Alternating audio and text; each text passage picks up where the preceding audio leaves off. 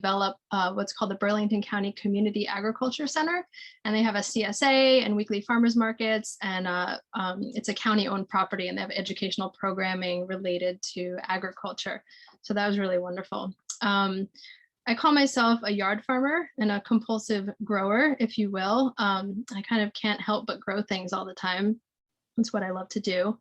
I've got about 5 big gardens in my yard, about 500 or so square feet dedicated to annual vegetables and fruits, perennials, and some native plants and flowers. My goal is to really try to produce as much food as I can for my family. So a little bit of a suburban homesteading experiment. And season extension is what this presentation is about. It's basically trying to grow things during the times when you don't really think you could be doing gardening. So into the fall and through the winter and really all year round. So with that, we'll get started. That's just a few pictures of some of my gardens in my yard. So season extension is really all about experimenting, and I'm certainly no expert on it, but I've been doing research on it for several years, and I'm really just getting into it strongly in the past few years. We tend to be away for about a month and a half every summer. So since that's peak gardening time, I'm really looking to other times of the year to do more gardening, since I can't really do it in the middle of the summer. So season extension really involves methods for extending the harvest year-round without using excessive energy inputs. So we're not talking about building a giant greenhouse that has heat and we're burning fuel to heat it. We're talking about really passive ways of extending the season. And the way we do this is basically decreasing exposure to the elements and increasing temperature by using microclimate management techniques. And doing that, we can grow plants really in the dead of winter when you don't think you can.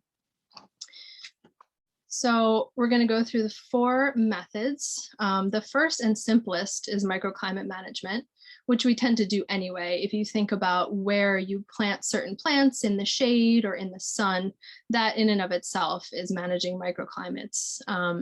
Hoop houses is another means, floating row covers, and then finally cold frames. And at the end, we're going to talk about what crops are cold hardy and lend themselves to being grown through the fall and winter. So a microclimate is an area where the immediate climate is different from the zone predictions. And we're going to go into hardiness zones a little bit later. And it can depend on many things: the level of moisture in a certain area, the level of sun exposure, the presence of structures, and the direction that it's facing. Also, and you may have heard that it's really a good idea to not clear out your gardens until late in the spring. And what that does is it helps birds find food in the plant debris. And the reason for that is it reduces exposure, so the bugs can survive in the plants. And this is another way to create microclimates for season extension. It's basically like creating a little blanket for your plants. So it's really good. The messier, the better. The more leaves and stuff you have laying around all winter, the better. And I should add that season extension is probably not for people who are really keeping up with the Joneses and want their yards to look immaculate and beautiful all the time, because it can be a little bit messy. So you might all be familiar, if you do gardening already, with the hardiness zones. And it basically, this map shows the average minimum temperature for different parts of the US. And here in New Jersey, in Ridgewood, up in Bergen County, we are both in zone 7A and 6B, depending on where exactly you are. There's definitely some topography around here. And based on the elevation, or again, the presence of different structures, you might be in zone 7A or 6B, which is a very minuscule difference, but can make a difference when you're growing things off season.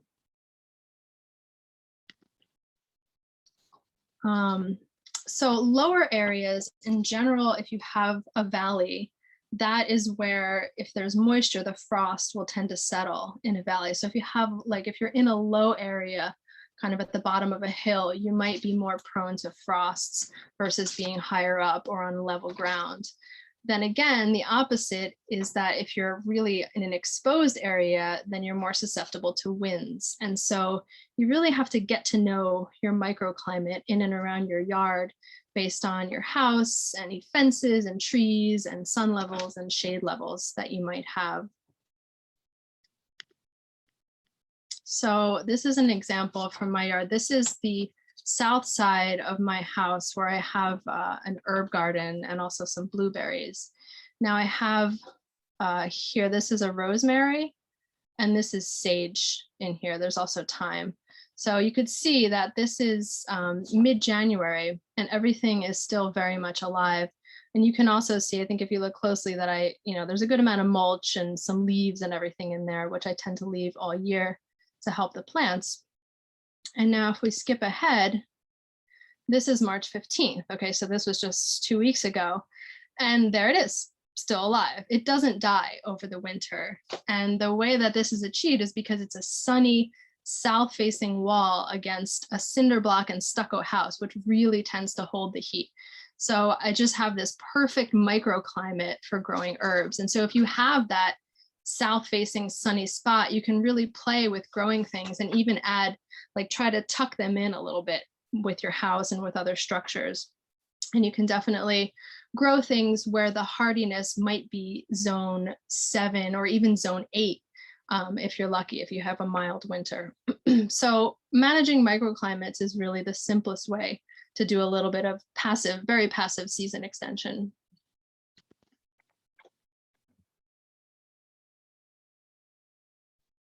So this little box here was intended to be a cold frame, but I have 2 young children and projects don't always go as planned or finish when planned.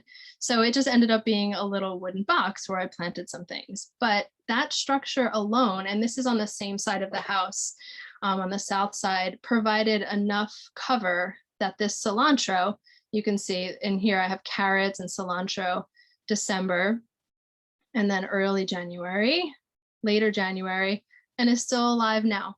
And now we're actually using it. So just having that box there allowed it to overwinter. It gave it enough cover from the frost and the ice, and I didn't have anything over the top of it at all.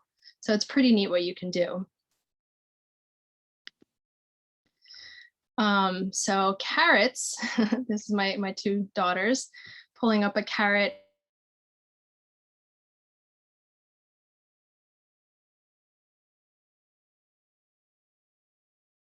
Early enough in late summer and get big enough will keep growing very steadily and very slowly until the point where the days are so short that there's really no growth to be had. But they're there and they will live and they get very, very sweet. This is another thing that a lot of people don't know about season extension is that when we grow plants in the middle of the winter, they actually have a much higher sugar content. So things like beets and turnips and carrots especially are super sweet. And it's actually the only carrots my children will eat. And even the leafy vegetables do have more sugar in them too. Okay, so moving on to hoop houses. So hoop houses are also known as high tunnels. They're generally tall enough to walk through. They usually have a door, excuse me. And they're typically built with some kind of lumber or PVC framing. And you basically just put them over a patch where you're going to have a garden and it covers the entire thing. So it's a bit like a small greenhouse, but again, there's no heat source. We're not actually burning fuel to heat it up. Just the passive protection from the plastic is enough to provide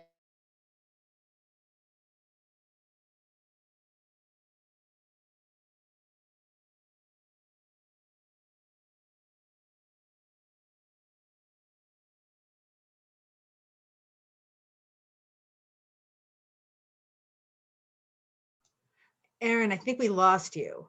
Oops. I think we lost you for a second. Yes. Is everything okay? Are we back? Great. Yes. Okay.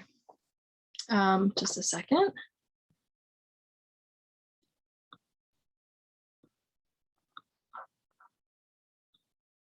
Okay. So Adequate ventilation is really important. I'm going to show a picture. This is what a typical hoop house looks like.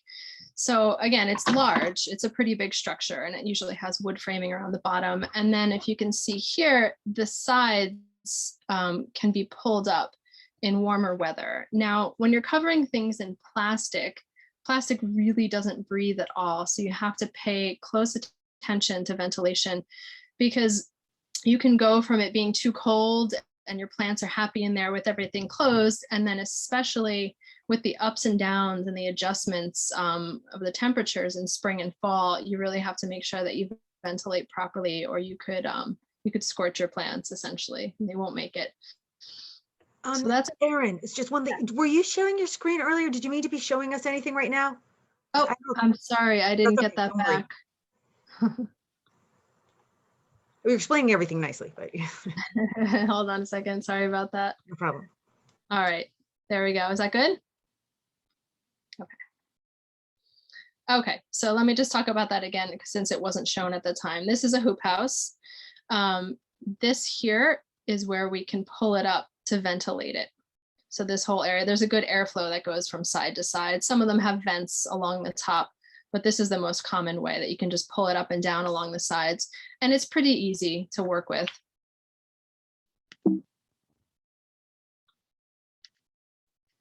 Okay, so these are pretty low maintenance. Now you have to replace the plastic when it wears out, depending on the kind of plastic you get and the elements too, how much sun you get. It'll last probably 5-7 years, and then we'll need replacing. But in general, they're pretty low maintenance, and you just get in there. You can also take it off if you want to till it. It's just easier to work in there. If you're turning over the whole area, you can take the whole thing off and then put it back on again when you're done, or you can leave it in there if you're just doing a little hand tilling and weeding and things like that. And this really creates a nice buffer for plants. You can really grow things absolutely year round because you have such a large airspace between the plastic and the ground because it's tall. It's definitely more expensive. It's a lot more commitment, and it's a big structure. So those are things to consider. So the next, which is my favorite and the thing that I've been using the longest in my gardening, is floating row covers. So it's with a fabric that's known as agrobond or rime, or some of the names they call it. And it is a type of plastic, but it's basically like a fabric. It's a woven fabric that's made from plastics.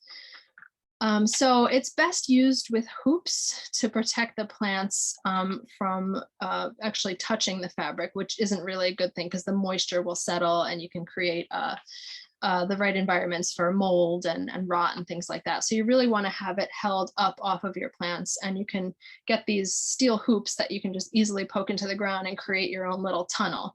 Now, it's not the same high tunnel as the hoop house, which you can actually walk into. This is just a few feet basically to keep it up off of your plants and provide a little bit of extra cover from the frost. They can be held in place with stones. You can bury them in the soil. I've done that. You can use those little garden stakes and poke them through. The problem with those is that they create holes in the fabric, which in theory is fine if they're just around the edges, but it does create rips and tears faster than you might want. They're really great for keeping pests out, which is a bonus to season extension, right? You create this little environment and you can keep the bugs out. But the problem with that is that it also keeps pests in. And if you've ever grown anything in a greenhouse, you know that if you get an infestation, it can be very hard to manage because you don't have the airflow and the natural ebb and flow of the cycles of all the pests for gardening. So especially if you're starting your fall crops in August when pest pressure is really high, you have to be careful and make sure you don't trap the little guys in there because they will wreak havoc.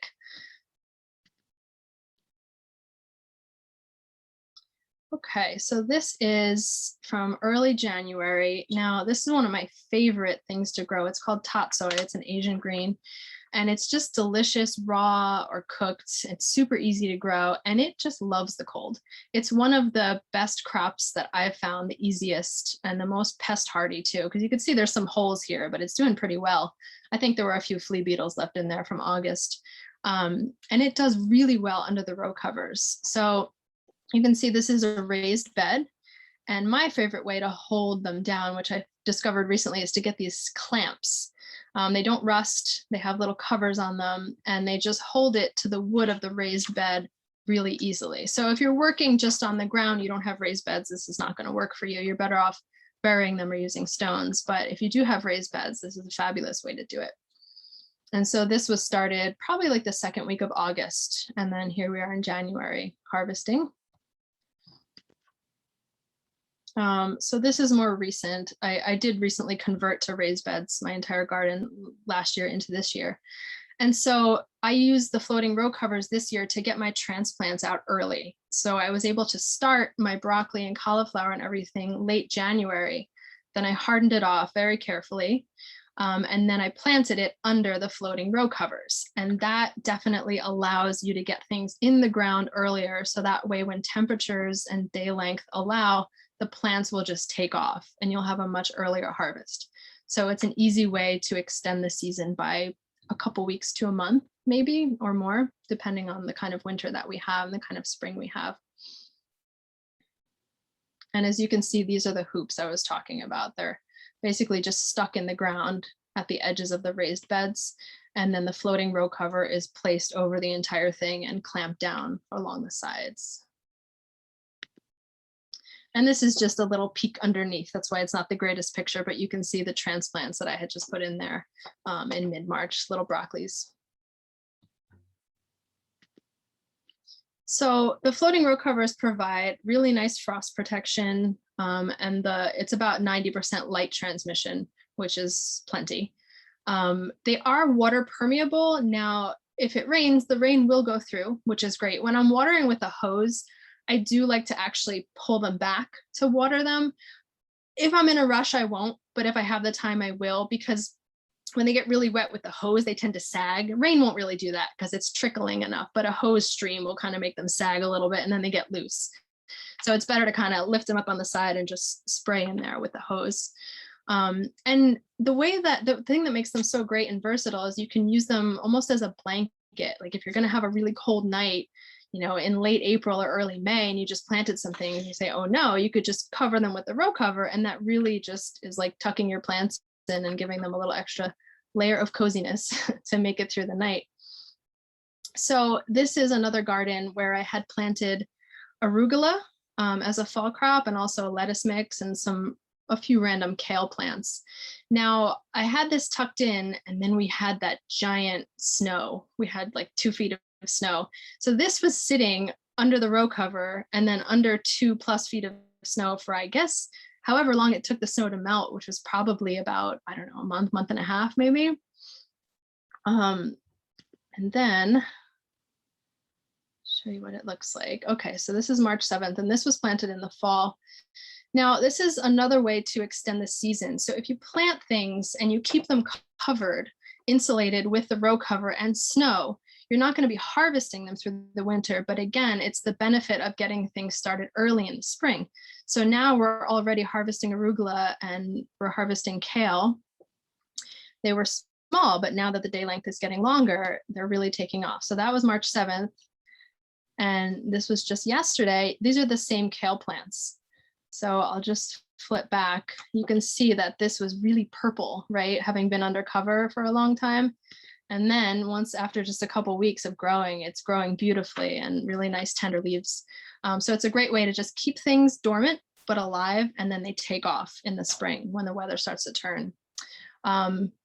Another crop that's really great that I have scattered all over my yard are scallions. Because if you notice now, if you look around, what's coming up are the alliums, the daffodils, garlic, onion grass, wild onions, garlic mustard. So same thing, the things that we grow, leeks, onions, and scallions do really well in the spring. It's like onion season. So these scallions didn't have any cover at all. They were just out exposed under the snow, and they just started growing beautifully in the spring, having been dormant all winter. Okay, so the next one is cold frames.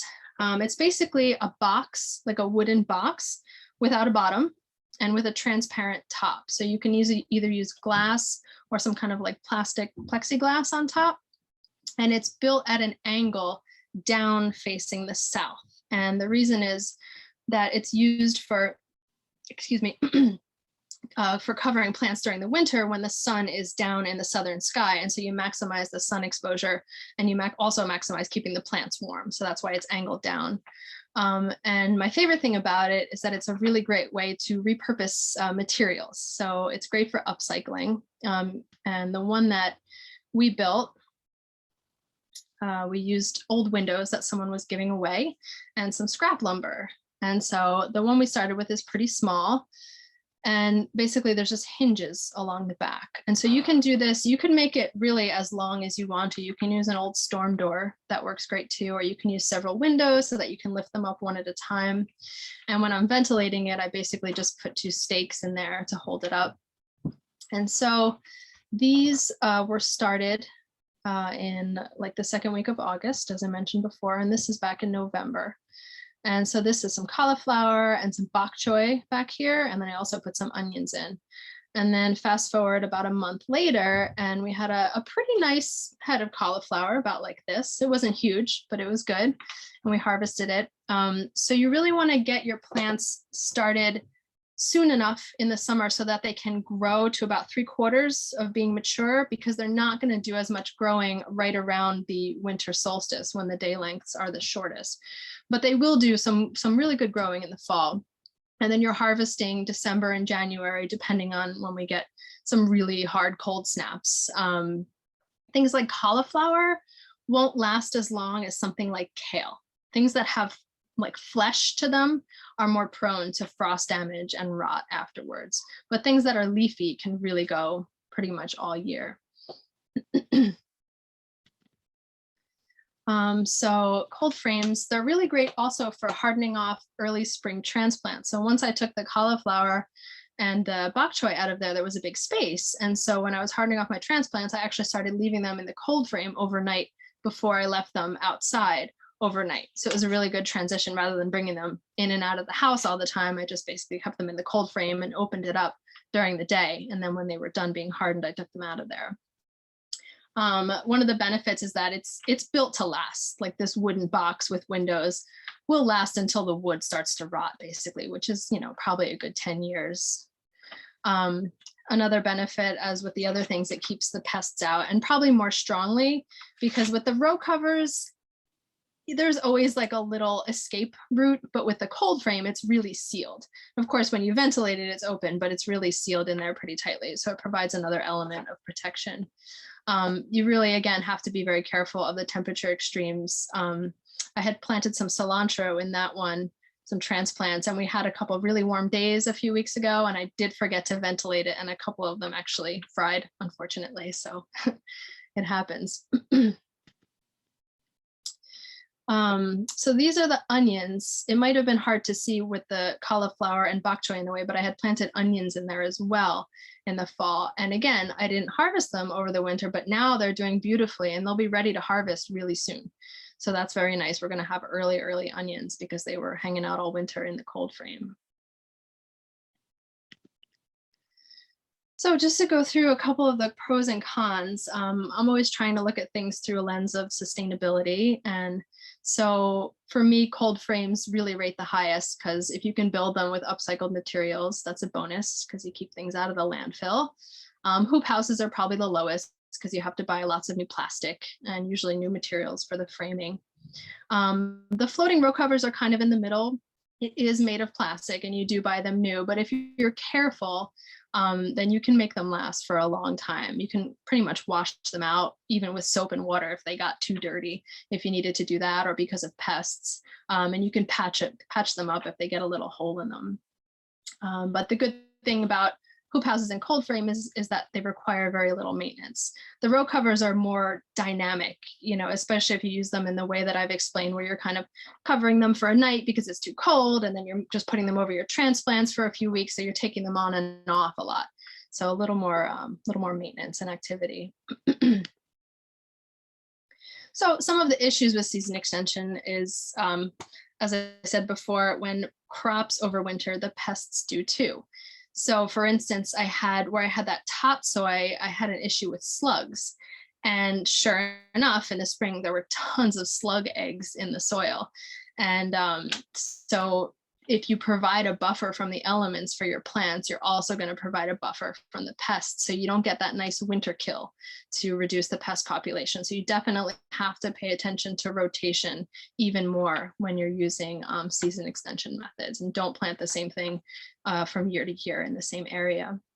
And of course, timing every season with the climate change and everything is so unpredictable and different. Like this winter was so snowy and cold. We've had so many mild winters. So you really just never know what you're going to be able to do. You might get lucky and have a super mild winter, and with season extension, you'll be harvesting vegetables all year round, which is fabulous and fun. So to talk specifically about the crops that lend themselves to this, the allium family, as I mentioned, brassicas like broccoli, cauliflower, cabbage, the Asian greens, collards, and kale. Root crops, also salad mixes, I feel like are really the easiest thing to do. If you plant some nice rows of salad mix in the fall, and you can even do a couple of successions if you want to get ambitious, and then cover them. I've definitely harvested them year round with no kill through the dead of winter, because they're just leaves and they really don't get the frost damage that the more fleshy and larger vegetables do. And things that I haven't done yet are celery and pea, which I plan to experiment with.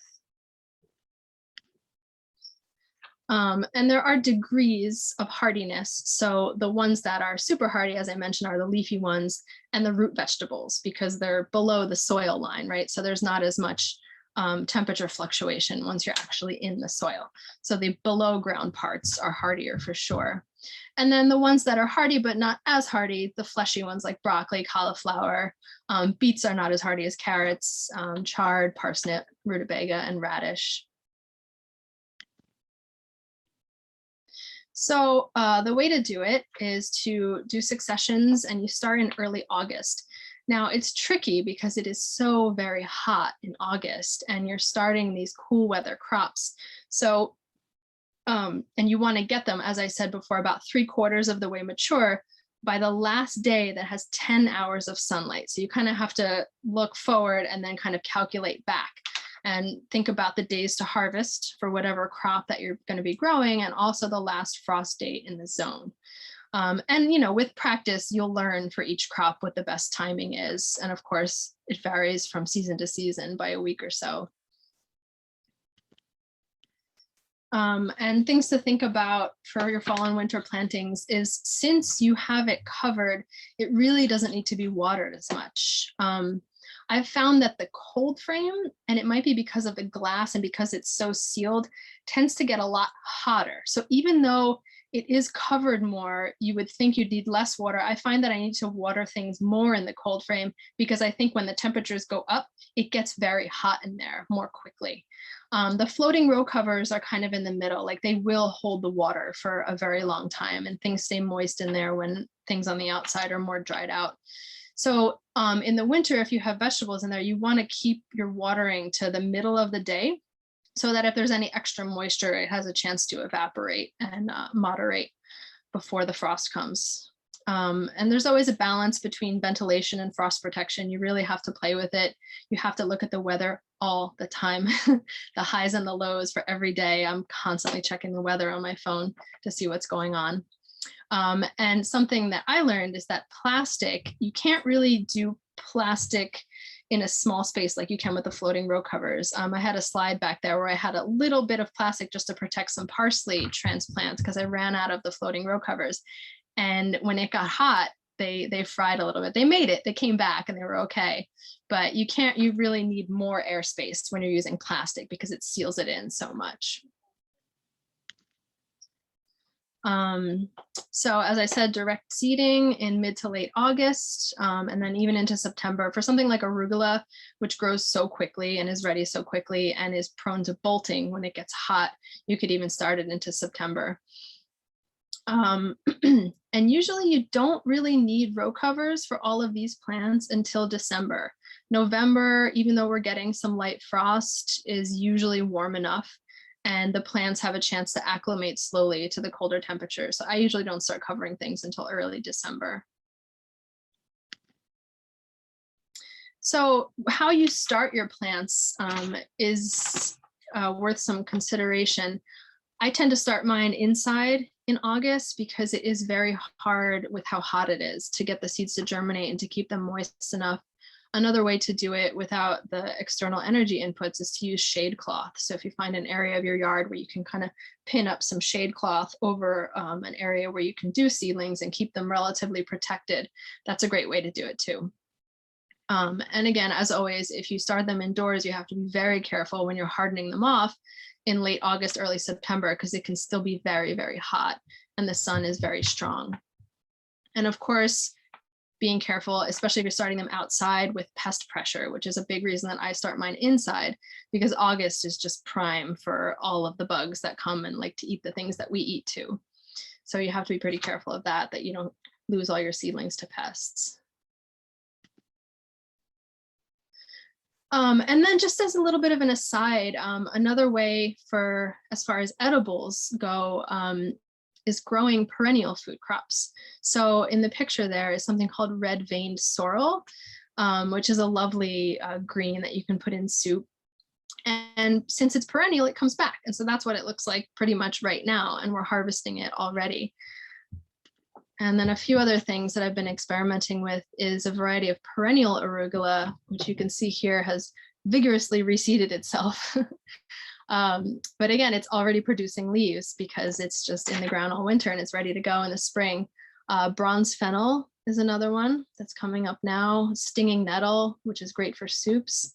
And something called Good King Henry, which is a bit like a spinach, is a really nice perennial crop too. And that is all I have. So I would love any questions or discussion that anyone wants to have about it.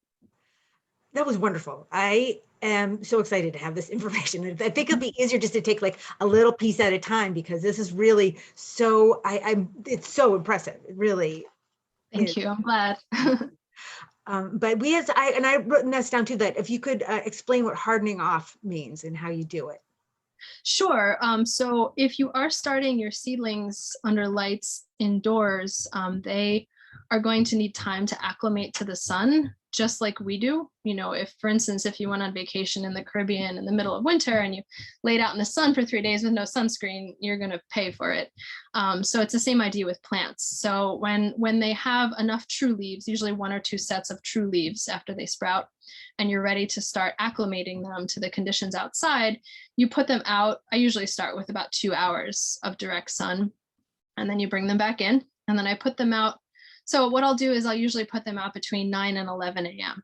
I'll bring them in for the super strong sunny part of the day, and then I'll put them out again between like 4 and 6. Then the next day I add another hour to the real sunny part. And then you just add about an hour every day until they're okay to be in the sun. And, you know, you have to pay attention to the weather, because if you get a couple cloudy days, that's not going to give you the same acclimation. And then if we get a couple bright sunny days, even if they've been out for a while on the cloudy days, they're going to scorch. So it's tricky hardening off. And it's also with temperature. In the spring, you want your seedlings to be able to acclimate to the lower nighttime temperatures. So you can leave them out, again, having like a cold frame or leaving them up against the south side of a house, kind of tucked in some other plants, will give them some protection before they're ready to be out in the cold. Because although crops like broccoli and kale can take these lower temperatures, they can only take them when they've been acclimated to them, just like the sun. Yeah, I thought about hardening during, it only happened to get plants used to being outside in the cold. I didn't think about it like getting used to the heat. Yeah, the sun, it's the same thing. Yeah, I've lost transplants to sun scorch, just getting impatient. And also this seems to be, I'm talking about perennials. A perennial topic is how to keep critters out of, the name of the Asian green. Oh wait, that's another one. I'm sorry. Suggested for keeping groundhogs, deer out of the garden. Yeah, I use 1/2-inch hardware cloth for my main garden fence, and I bury it about 6 to 8 inches into the ground. Let me see if I can go back to that slide that showed the main garden. Yeah, so this is the hardware cloth here. And you might have noticed that I have this unfortunate plastic barrier around all of my gardens. When we moved here, we inherited zoysia grass or Bermuda grass, which is a very aggressive, invasive spreading grass. And I quickly found that I had to actually bury this. It's a 10-inch piece of plastic that gets buried halfway into the ground because the grass will jump over it and climb under it. So sadly, I have to have that, but it's also very good for preventing digging critters. So bury your fences. That's a huge one because anything that wants to get at it will try to dig. Now the chipmunks can still climb over if they want to, and sometimes they do, but it's really a good deterrent. So at least a 4-foot fence buried about 6 to 8 inches into the ground. I also use like a rabbit fence. So it has a spacing that's wider at the top and gets narrower toward the ground. And so I put that, it's about 2.5 feet. So again, it's something could climb over it if it really wanted to, but it's a pretty good deterrent and keeps most things out. We also have a dog, as you can see in the picture. So her presence definitely helps.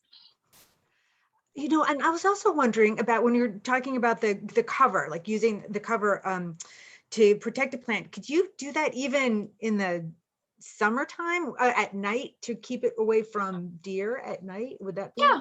If you're willing to take it on and off and the deer aren't so hungry that they might try to actually dig through it or like tear at it, yes, it's definitely a good physical barrier for pests for sure.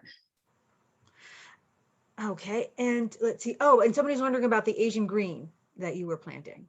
Oh, Tatsoi? This Yeah, just the name of it, I think.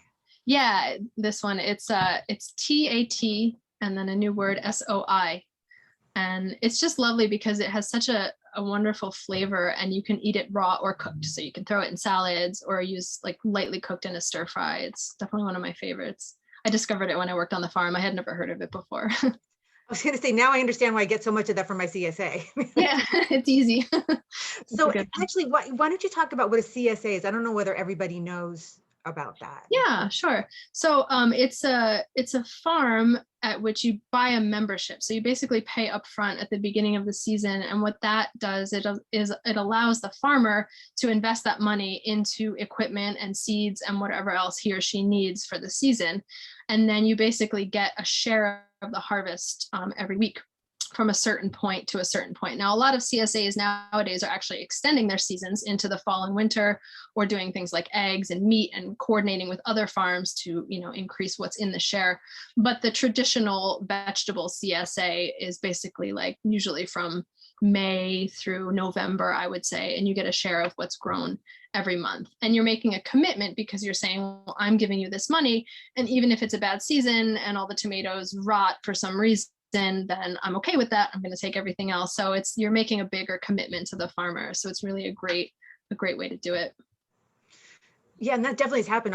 Our farm had that tomato blight, which was 8 or 9 years ago. So it just was devastating in all the nightshade vegetables. Yeah, yeah. But we've definitely made up for that. So, and I was just amazed that plastic can protect that. Was it the cilantro or the arugula or whatever was growing underneath? Like protected it with 2 feet of snow on top of it. I mean, yeah, special kind of plastic, or it's called Rime or Agribond. I mean, those are brand names, but it's basically called a floating row cover, and it's woven. It's like a woven synthetic fabric, and because snow is really actually a great insulator.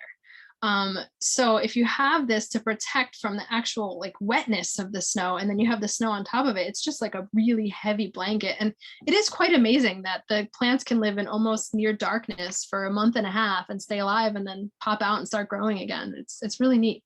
I think plants can do so much more than we give them credit for with a little help. And I was really really interested and impressed with the raised beds, or those the ones that you made with the slanted ones that you made with windows. And when you're reusing an old window, do you do you get ones that are made after 1971 or something? Like, how do you deal with the lead issue? Yeah, you want to be careful with the paint for sure. I mean, you want to know where they're coming from, and if they have lead paint, you can actually buy something to test the paint on it, like do a surface test on it, or even scrape through the layers and do tests on all the chips and everything that come, or send it away and get it tested. So yeah, with some care and carefulness for sure. And someone is wondering about the advantage of a raised bed. So the reason that I chose to do it, a couple things. I just really like being organized, and I like that they lend themselves to keeping better track of how I'm rotating my crops. Because, you know, with pest pressure and everything, I grow a lot of brassicas, a lot of kale and tatsoi and greens and things like that. And I always have flea beetles. And so I'm always trying to rotate where I'm planting it. But without any real structure or delineation, it's kind of hard to remember where I planted things year to year. And also I have little kids and I love them to help in the garden. And instead of being like, don't step there, watch out for that, you know, it's very clear where we walk and where we don't. So those are the two main reasons. But, you can do so many different things with raised beds. You can just put a block on the ground and just plant in it, or you can build it up, you can add soil. So there's lots of different ways to do it. And it looks pretty too. It's more aesthetically pleasing. And I try not to make our property look too much like a farm for my neighbors. I don't know, you must be a really popular person around, especially during, tomato season. Yeah, for sure. Were there any other questions out there?